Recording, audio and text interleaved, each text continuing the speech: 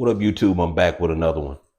Nothing major, nothing that hasn't been talked about before, nothing mind blowing or even new to the world, that is. Some of these are fairly new to me, but I get asked a lot as a guy who stayed away from Glock for whatever reason for so long. When you made the decision to go to Glock, what were your first few purchases and why? So that's what you're looking at. Each one has a why to me that probably won't make sense to anyone else, but it don't have to because it was my money and it's my why. So we talked about before how I got to the journey of the 45 that I absolutely love. Decided I was going to get into Glock, looked at everything that it had to offer, didn't like how a traditional Glock 19 fit in my hand, how it felt to me. Seen Bobby Dynamite talking about his Glock 45, said I was going to go check it out, checked it out, fell in love with it, had everything I was looking for. In close proximity to setting out to get that 45, I'm in another gun store that I buy a lot of stuff from, and they got some police trade-in Gen 5 Glock 17s. The price that they had it for, I couldn't pass it up. Had everything in the box. It was never issued, not marked by the department. Had everything that I wanted other than the fact that it wasn't MOS. But at the price that I paid for it, I didn't give a damn. I sent it off to Wager Machine Works. Got it cut for that 407. That's a 507K on that one. And instead of going back black, I had them do the dark tungsten on the slide. So the 19 is just one of those Glocks that I decided if I was going to get into Glocks, that it might as well be one of them. So I got it. So I'm going to start from favorite. I ain't even going to do no favorite to least favorite because I like them all for their own reasons. So we're just going to talk about them. But I'm going to start with the favorite. 45. Just play y'all game. Weapon is clear and safe. I bought this weapon. It is an MOS from the factory because it was the first Glock I got into. I didn't want to play the plate game because I didn't know which plates I liked or any of that. So bought an MOS. Same day, bought the house in MOS. SES cut. Dot for it. It's a green dot. Got the TLR 7X. I'm a fan of those. And changed out the traditional Glock sights. So I went and got these Ameriglow sights. That's what I like. So that's what's on it. Some people like them. Some people don't. That's what I wanted. And I could co-witness with them. So did that. Decided it was too black. And I know that's odd to hear me saying that as a guy who likes black cars, black clothes, all that shit. It was too black. I wanted to break it up. I didn't want to Cerakote the weapon or do nothing crazy. And I still liked it mostly black, but I put a gold trigger in it. So for it, what my reason for this trigger is probably not the reason most Glock guys get it. I wanted something to stand out a little bit. I like how this trigger feels. It's solid. There's still the safety in there, but it's slim. And, you know, I just like it, man. It's everything that I like. And I can't tell you what brand it is. I don't remember. But trust and believe me, it is inexpensive. So did that. Went and got this cheap magwell from somewhere that I'm actually not a fan of now, but I spent money on it, so it's still on there. It's functional. It's a little bit more bulky than what it is that I like now that I'm somewhat into Glocks. Got these these are either +5 or +6 mag extensions. I believe they came from Tyrant CNC. Don't quote me on that. I'm pretty sure that's where they came from. So when I run it, it's got like 23 rounds in it. I don't normally carry those mag extensions in the weapon when I'm carrying it for self-defense. I normally use those at the range. But hell, I have carried it with that in there, full of self-defense ammo. So if I want to run it that way, I do. If I don't, I don't. I don't get overly caught up in printing.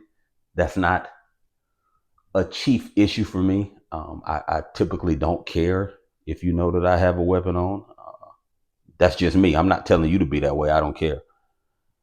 I'm not going to go out of my way to try to conceal the fact that I have it, because anybody that knows me knows, unless I'm in court somewhere or some shit that went terribly wrong, I'm on an airplane, I don't have it on me. Other than that, it's with me. So yeah, man, that Glock 45, I think this is the perfect Glock. I think they checked all the boxes for most people that would carry a cross between a compact and a full size. This is it. If I could only have one, this would probably, ain't no probably, if I could only have one handgun, this would be it for me. No debate about it. I like it. I love it. I'm gonna continue to carry it, even if it ain't my primary weapon. It's gonna be on me all day, every day in some way, shape, form, or fashion. So boom, that was number one. Then I went and got this one, the 17 that I kind of just told y'all about. Now, what I use this 17 for, and this weapon is, this magazine is clear, has the same extension. This weapon is safe. Now this one has the red dot. Now y'all know I'm not, really a red dot guy. I don't hate them, but I prefer green. And again, I don't remember where this magwell came from. I don't dislike this one as much as I dislike the one that's on the 45. Put the mag release in to kind of match the trigger. Same company made the trigger, and the 45 is the one in the 17. I like how it functions. It's smooth. Reset is there. I mean, I just like it. It is what it is. I didn't want to spend a lot of money on a fucking TLR1. So this is a Goon Beam. I seen it. I wanted to try it. I mean, I actually like it. It works damn near identical to that. So I'm cool with the Goon Beam. I actually think it's a little bit brighter. This one did come with the metal sights on it, iron sights. So I'm cool with it. This is a bedside gun for me. And I'm doing a video. I've done the video off of what I rotate in my bedside collection. And I say rotate.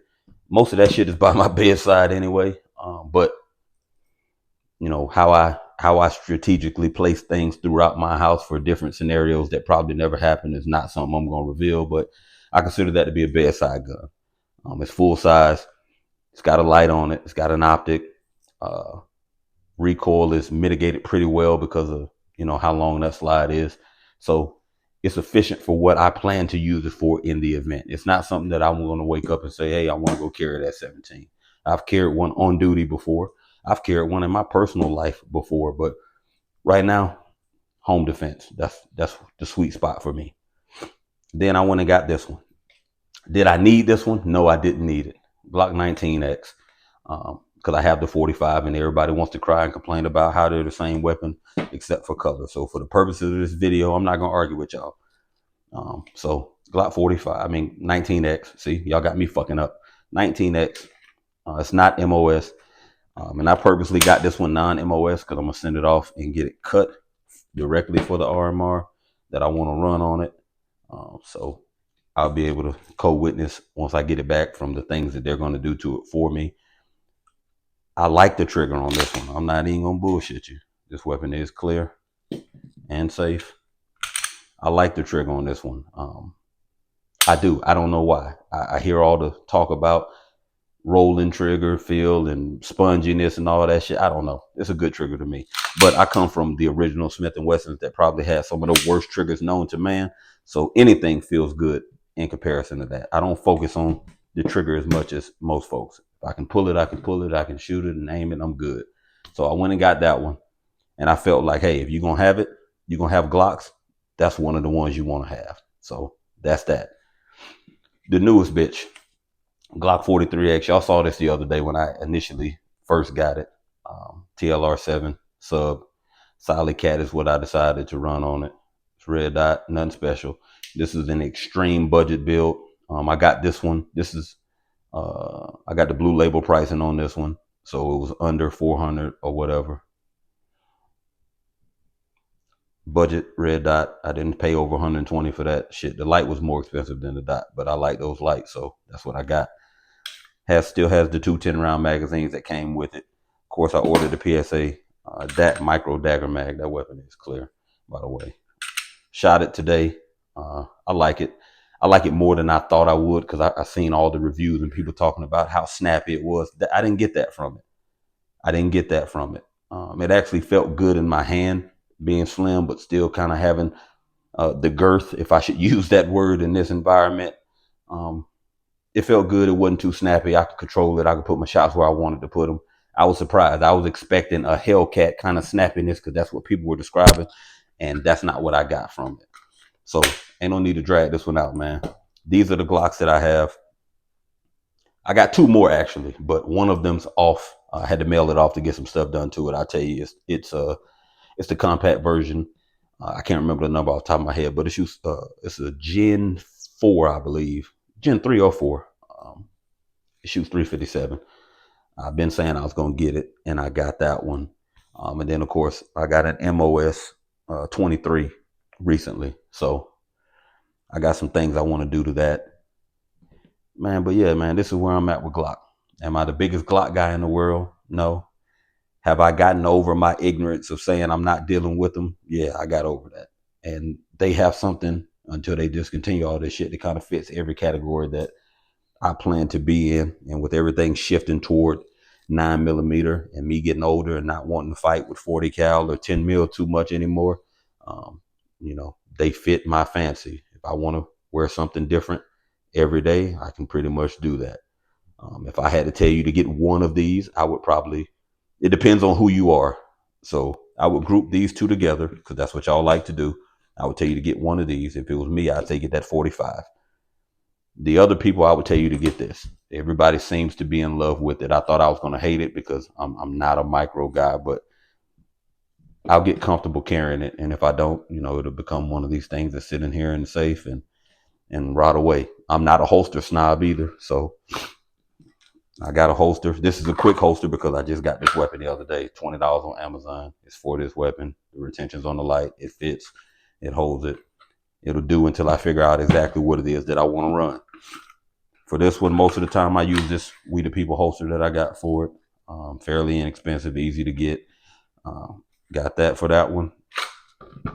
And then for the 17, even though I probably don't need a holster for it because I don't take it anywhere like that other than the range, another We the People holster that fits with that light, and the same holster for that Glock 19X because it fits in there because those lights have the same layout. So that's what I got, man. I appreciate y'all checking me out once again.